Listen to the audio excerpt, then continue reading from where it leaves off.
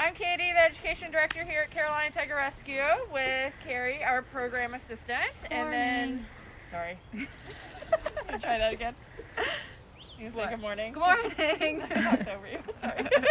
And then behind the camera today is Marissa. Hi, good morning. Our volunteer coordinator. Today we're going to feed some of our guys. We got a big guy, we got small guys, and we got a medium guy. So you have the whole run of what we got here at Caroline Tiger Rescue. So first off, we're going to feed Caprichio, who is not so patiently waiting for his food. Caprichio gets fed 6 days a week. That's a little abnormal. Carrie, I'm allowed to tell you why, because I've just seen. So Caprichio's our only big cat that gets fed 6 days a week. He has something that's called metabolic bone disease, which I'm sure we'll touch on in a few minutes. So we are always watching Caprichio's weight. We never want to make sure he gains too much weight because his bones are a little more fragile. But with him, we want to make sure he stays at a really good, solid weight. So we noticed he was getting a little thin, so we upped his meal a little bit. So he gets 18 pounds of meat per feeding, so that's 6 days a week. It's about 100 pounds of meat per week. So he definitely gets fed the most here. Excellent. Sorry. And then what we've got for him today is turkey, which is a little different, which is about 18 to 19 pounds of turkey. And that won't go down the food chute, and we don't throw that over the fence because it's way too heavy. So what we're going to do is actually put it in for him and then unshift him. So just as a reminder, we never go in with our animals. So the door is down, he is shifted into the middle, and the girls are shifted all the way over, and that's so that they don't steal it from him. So we've got Caprichio shifted in the middle, the door is down, and so because we've got Carrie and Carrie's got somebody else here with us, we can safely go into this other shift over here. Carrie, Katie, we have someone saying hello from Malaysia. Oh my gosh, hello to Malaysia. Wow. That's awesome. So we've got our bucket. Remember, we have a 2-door system here at Caroline Tiger Rescue. Coming in. If one of these doors is open, the other one has to be closed. So this door behind Marissa is now closed. We can safely unlock. We're going to call out the Caprichio is in the middle shift. That shift gate is down, and so yes, we can safely go into this side. Good morning again to everyone who's chiming in and saying hello. To Rosemary and Cindy. Cindy says, hi, Carrie, your aunts are watching. Hi, Aunt Cindy. So Carrie's going to put the turkey in. She's going to make sure that he sees where she puts it. These guys though they're hunters in the wild around here, they get a little lazy and sometimes can't find it. So we want to make sure that he sees it. We're going to lock back up. And then we will unshift him. I think he's ready. He is ready. He is not so patiently waiting for his food, and that is why he is pacing. He's just an anticipatory pacing of I'm excited, I don't know what to do with myself. I have so much energy because I'm so excited to eat. Are you ready? So just a little background on Caprichio. He's 10 years old, or will be actually soon. He came from Colorado, our largest rescue to date. In 2016, we rescued 16 animals from a roadside zoo in Colorado. Caprichio was bred, and all the 2 other tigers he lives with were bred for cub petting. So they were taken from their mothers immediately after birth so that people could pay money to take pictures with them. That left him with metabolic bone disease. He typically in the wild would be with mom until about 2 years of age. She's going to give him the proper nutrients from her milk, and then introduce meat as he gets into about 4, 5, 6 months. And then he turns over in the wild, he would turn over to a whole meat diet, especially by the time 8 months. And that all along the way he's getting the proper nutrients, and because he didn't get that, he does have metabolic bone disease. So you'll see that right back leg is bowed. He's got torn ligaments in that leg, and he's got arthritis in both his back legs, which is something that we're keeping an eye on with him. You ready? Yeah. Let's not make a tiger wait longer than they have to. While Carrie's unshifting We have Amber and Shelly, a couple of our volunteers who are saying good morning. We Morning, miss you guys. We miss you. We got a hello from the UK as well. Hello, UK.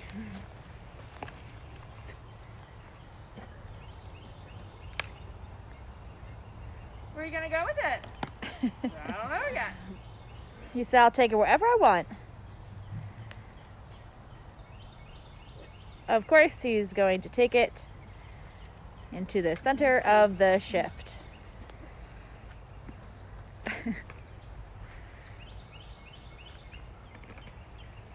So one thing you'll notice, he should lay down in just a minute as he starts eating. The big thing between our big cats and small cats, and this is true in the wild as well, big cats lay down when they eat. Once he finds the perfect spot, he'll lay down and eat on that. Whereas small cats, they stay with all four paws ready to pounce in case something bigger wants to come take its food. Nothing's going to typically take anything from a tiger except maybe another tiger. And even then, that's pretty dangerous. So once he finds the perfect spot, he should lay down. He's going to prove me wrong this morning. Yep, absolutely. But typically he would lay down with that. Because again, he's not worried about anybody else coming to take it. If you also notice, he's got his back to us. He's, again, not worried about somebody or something coming to take that food from him. And keep that in mind as we go in just a second to feed one of our smaller cats, because you should see a bit of a difference. Of course, he's just gonna say no this morning. Yep. All right, so we're gonna leave Caprichio to work on that, and we're gonna head over to Savannah, who's one of our small cats. Do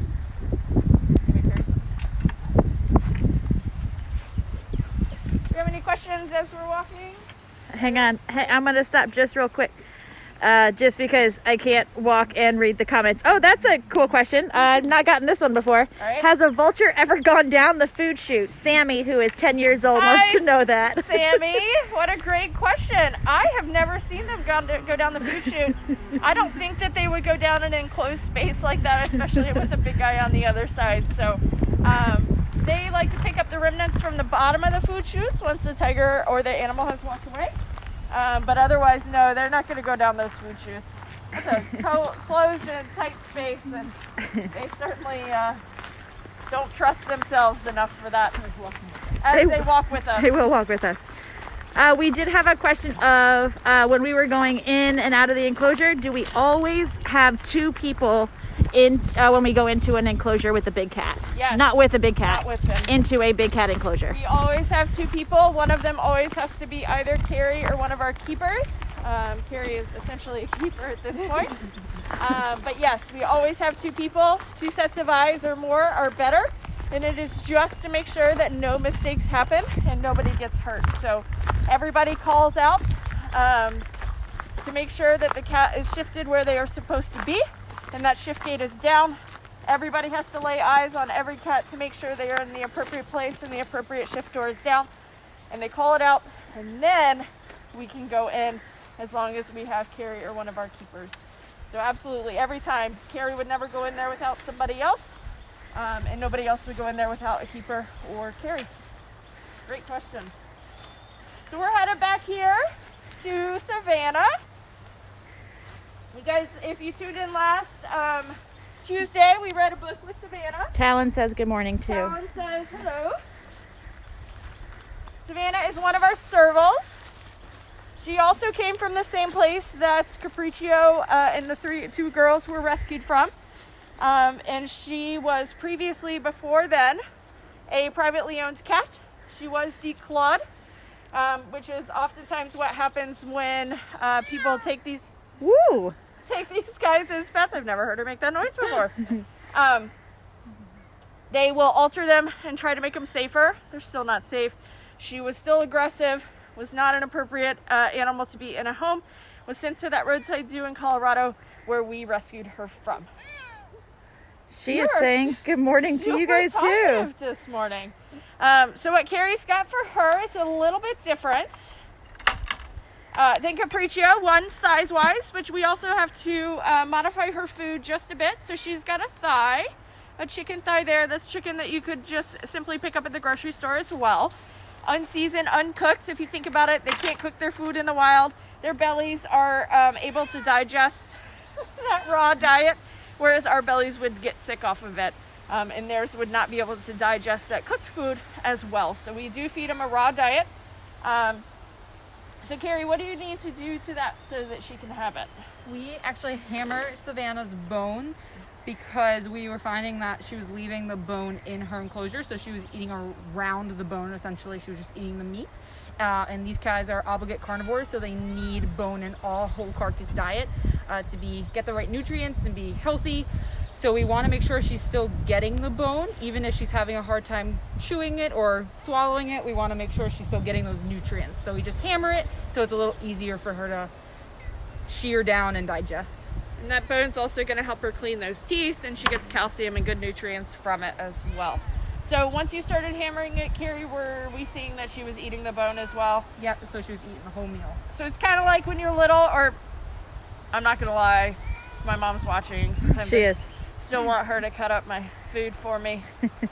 Sorry, Mom.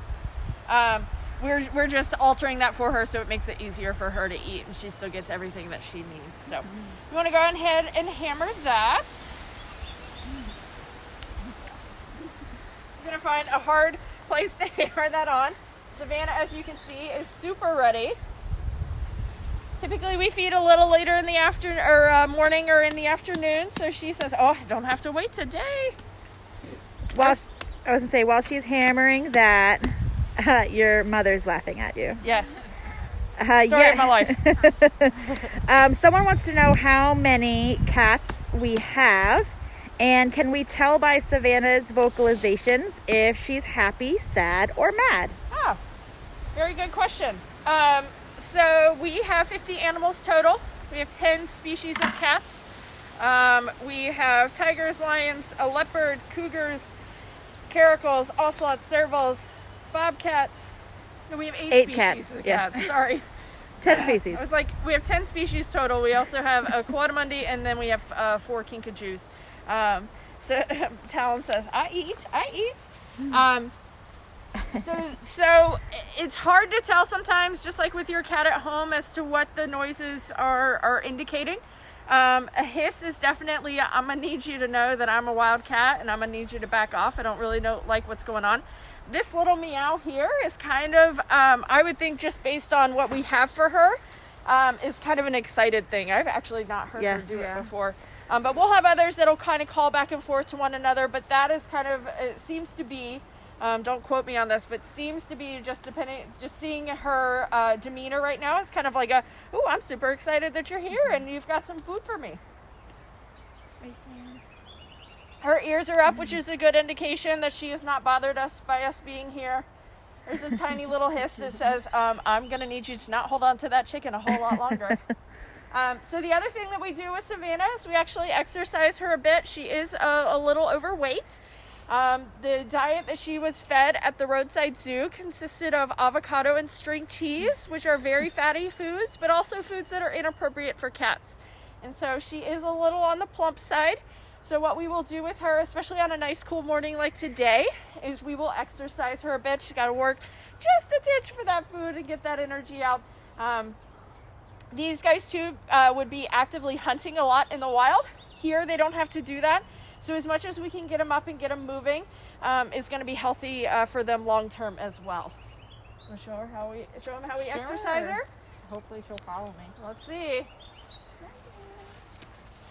So Carrie's going to go up and back a couple times.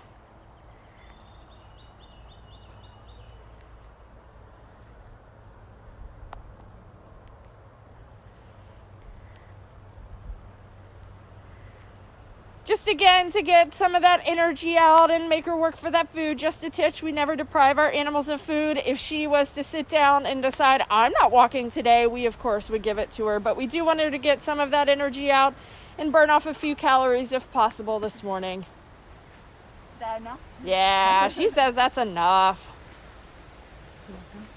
So Carrie's got in her right hand there, she has a stick. So if you guys remember when we fed the first week, we have to make sure that they have, for our safety and theirs, that they have 4 on the floor. So she's got, except for Elvis, of course, he's got 3 legs. But she's got all 4 paws on the floor. Carrie's going to make sure that she stays that way and doesn't jump up. She'll put the chicken up at the food chute, and she uses the stick to push it down. We never put our hands inside there. We never put our arms inside there because she is capable of getting up there too. Now she's telling us, I'm going to need you to back off. So we never put our hands down that food chute or anywhere closer than what Carrie did, and that is to make sure that that we stay safe and she stays safe. If you notice, Savannah's demeanor is a lot different than Capriccio's. She turned herself around to face us, and she's keeping an eye on us to make sure that we're not going to take that food because and reminding us that that is hers. And that is because she's not going to be the biggest thing out on the savannah in Africa where she lives, and there are certainly other animals who would happily come take it. And if you also notice, she's got 4 legs ready to run should something bigger come along. She's using those carnassial teeth to shear off that bone, shear off that meat, and swallow it whole. She's going back and forth to each side. Just as if we take a bite of a hot dog or a hamburger, we take a bite with the front teeth and then we shift it to our back teeth to chew it up.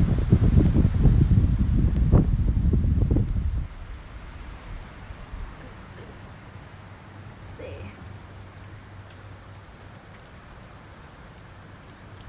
So we'll head down to see one of our other servals. So, nope, this is Savannah, Zoey. You'll be able to see if you tuned in last Tuesday as well. Sorry, I had something here. Oh. You'll be able to see the size difference between Savannah and Zoey, who is our smallest serval. It's okay. Come in all sizes. Someone wanted to know when we got Savannah. We got Savannah in 2016 from the same rescue as we got Caprichio from. So we got her in October of 2016. This is Zoey.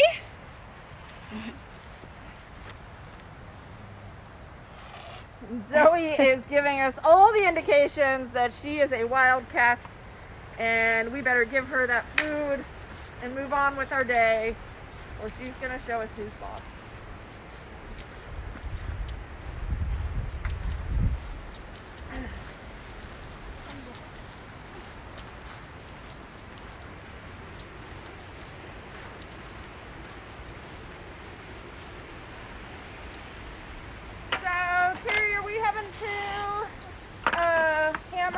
Zoey's food today? We do not have to hammer Zoey's food. So Zoey has showed us that she will eat bone and all regardless of how it comes, so we're not having to hammer her food, which is good because then she'll be able to crunch through that bone and clean those teeth and get those nutrients. And she said, I'll wildcat and you don't have to do anything for me. Go ahead. Yeah. She's gonna walk. I lost my train. Huh? She's gonna walk. That's right.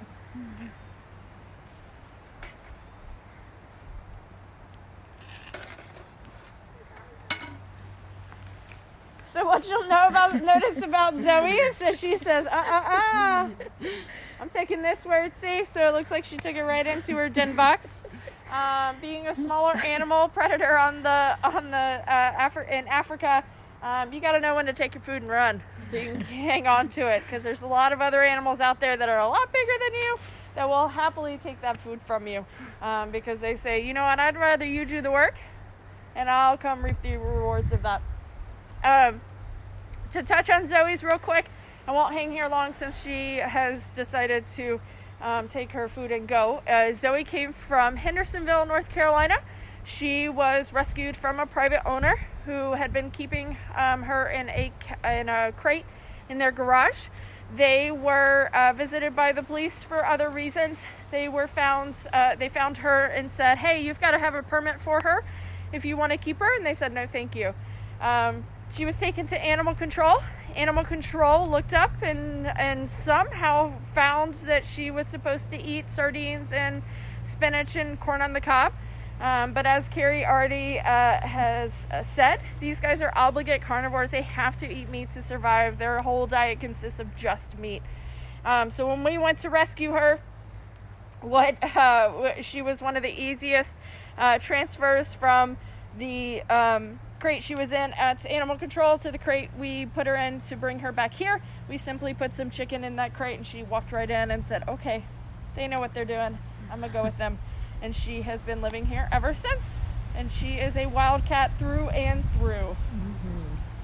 So we're gonna head down to see, we've seen 2 small cats, we've seen a big cat, and then we're gonna go see Beau, our cougar, who we consider a medium cat. He technically is a small cat because he purrs and doesn't roar, but here at Carolina Tiger Rescue, in terms of feeding, we consider him a medium-sized cat. That way? Yeah. Someone wants to know, do we have to frequently clean the food chutes? We do. So anytime we clean, which is about once a week, or once every week and a half, we go through and we clean those food chutes. That's part of the cleaning routine. We shift the cat over to the other shift, and then we have Sneaky. oh, there he is. He's so sneaky. We have certain specialized cleaner to go ahead and clean those food chutes to keep them nice and so they're not growing bacteria and stuff that could be harmful. He's so silent. I didn't even hear him come over. So this is Beau. We can get a peek in there. Do you remember last There he is. Wednesday? We met Back Beau. Okay, Beau. He is our own, one of our only 2 animals who was actually born in the wild. We rescued him last January, so January of 2019. He was found as an orphan in Washington State. That's cool. Just throw everything over. It's fine. He was found in Washington State, orphans. We're not sure what happened to Mom, whether she was hunted or she was hit by a car or something, but he was too young to survive on his own. Officer Beau Soleil, who is a wildlife officer in the state of Washington, he rescued Beau and had contacted our sister sanctuary, one of our sister sanctuaries in Minnesota, and they said, hey, check out Carolina Tiger Rescue. They can probably provide him with a home. If not, we will. And we said, oh yes, we will certainly take this young, cute cougar. And we named him Beau Soleil in honor of Officer Beau Soleil, who saved him. And we shorten it to Beau because Beau Soleil is a mouthful. He is going to be 2 years old in July. He is getting to the point where he's full grown. He's not full grown yet, but if you see those big paws, he's got a little bit of growing to do. But he has lost all of his spots. He had spots when he first came, and thankfully he is growing into that head of his. Because he was like a gangly teenager about 2 months ago, and he's filling out. Someone would like to know who our oldest animal is and who our youngest animal is. So our oldest animal is Wednesday Kinkajou, and she is 31 years old. She just turned 31. 32. Oh, I'm sorry. She's 32. Yeah. She's 32 years old. She turned 32 just a month or so ago. And then Beau here is our youngest at just over a year and a half. How fast can cougars run and how far can they jump? They can jump 10 feet up in the air and 40 feet horizontally. So from a stand, they can actually jump from one side of a school bus to another. As far as how fast they can run on average about 40 miles an hour. They're going to do it in shorter spurts. They're not the marathon runners or long distance runners that some animals are. So Carrie's got the rest of his meal here. He's got a nice big turkey leg. And Carrie, why are you putting it in a bag? So since Beau's young, we make sure he gets extra the enrichment that we already give him and our other cats. So we give him feeding enrichment. So we put part of his meal in something like a paper bag or a burlap sack, a tissue box, cardboard box of some sort. So he has to work for it a little. And he really likes tearing apart bags and boxes, so he does not mind. So he's got a little more energy than some of our older animals. We want to make sure that he can get that energy out. So Carrie's going to make sure he's got 4 on the floor. He does. He's waiting very patiently, and he knows something's coming. Okay. He said, what?